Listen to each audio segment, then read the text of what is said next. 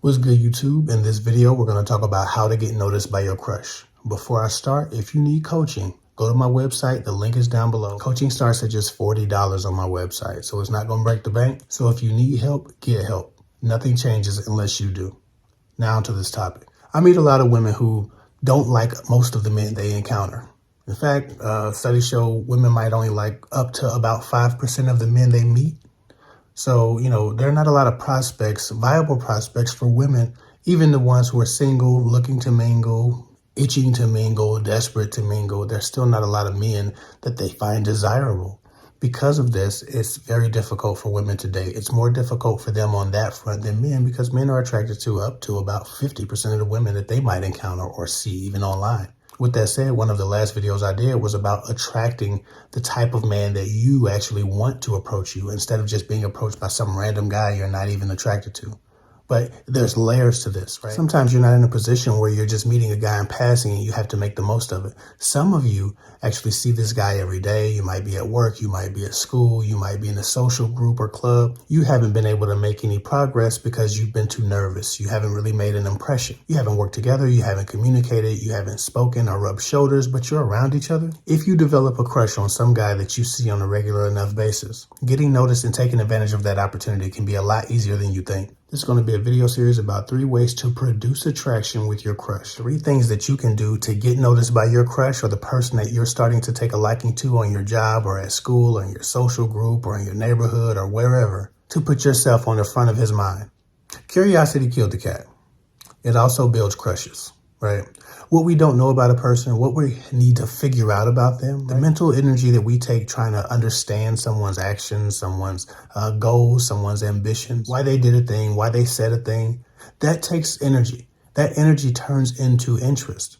The brain naturally has to figure out things it doesn't understand. When we give people that focus, it actually starts to intrigue us. This is how a lot of crushes are built. Someone does something peculiar and then you think about it for a little while until you're trying to figure out something else about them until you find yourself just studying their movements, their behaviors, their actions and patterns. At that point, they become a lot more interesting. You know where they are in space more. You're more magnetized to them because they've become a center focus wherever you might be. Maybe as a pastime because things around you are bored and they're the only thing that you notice. But maybe as a romantic interest because you find them to be the most viable out of the men around or the people around. After a lot of consideration, the mind doesn't know how else to categorize someone that you've given that much energy to other than to start to like them or to start to loathe them. But usually someone has to do something to provoke that negative response. With that said, because of how the mind works, building attraction is easy enough if a person isn't repulsive or they're attractive.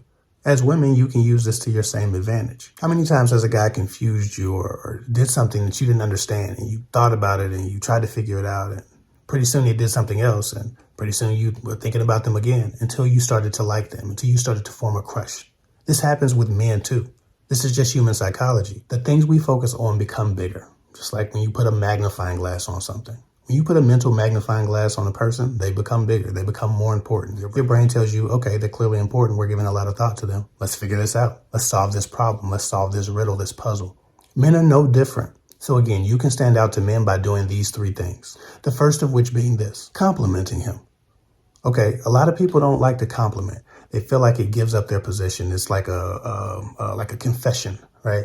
But it's not, right? Most people just assume you're being nice most of the time. The key to the perfect compliment, especially the one that doesn't tell him you like him, you're sweating over him, you're thinking about him all day, you're crushing on him. The key to a compliment is tone.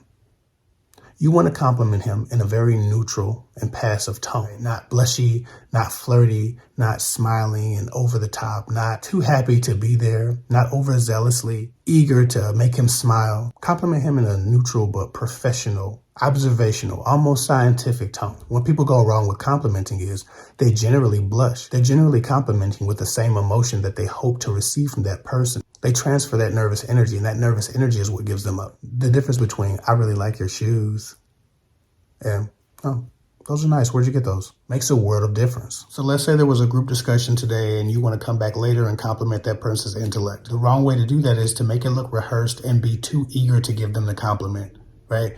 I just want to say that what you said earlier was so powerful. That's the wrong way to compliment them. You look too happy to be there. Again, it's about tone. Too much amazement, too much glee in your voice is too intentional. What you want to do instead is make eye contact, don't blush, and limit the enthusiasm. And if you can't do that without blushing, try to look tired or slightly sleepy. That usually helped me. That may help keep you in the right facial frame. You can still compliment that person's intellect essentially the same way, just by saying, that was a really good point you made earlier. Good insight. With a shrug and walk off. It doesn't say I want to jump your bones, I want to top you off. It just says I noticed some quality in what you said. I noticed that quality in you. Keep it casual and very lightly enthused. Don't raise your voice but lower your voice and speak from a place of authority. The difference between, oh my God, that was really nice what you did to her. You're such a gentleman. And that was a really nice thing to do. You seem like a good person. Makes a world of difference. One establishes an emotional attachment to the compliment being given, and the other one is just something you're observing. Neutral. When you give a compliment in a neutral tone, a person has to spend more time trying to figure out if something else was behind that compliment, if you were just being nice or you were signaling. That focus and that energy they give trying to figure out if you meant more by that compliment is what creates the awareness of you.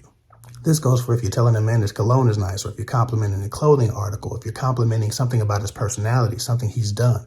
When you do it in a neutral, almost professional tone, just like you're observing a thing, like you just discovered it, like, you create so much more energy in a person's mind because they have to figure out what that meant, if it meant more. Also, when you compliment someone, they immediately sense this obligation to be whatever you've observed about them, especially if it's good. If you give a person a compliment about the way they behave, most people, when around you, will try to stick to that. They will try to behave the same way that when they receive that compliment from you. No one wants you to feel like you are wrong for observing something good about them. But that awareness of your opinion at all times creates tension, creates attraction, creates intrigue. You've given them an identity to live up to. This is the same reason that if you have an unruly child, sometimes positive reinforcement is better than punishment.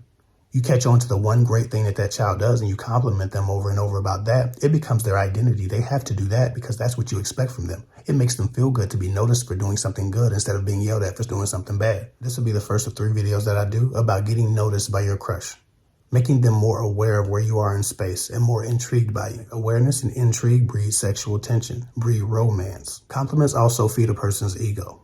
We all have one. We don't make each other feel good because everybody's too afraid to look like they like someone or that they want to be accepted.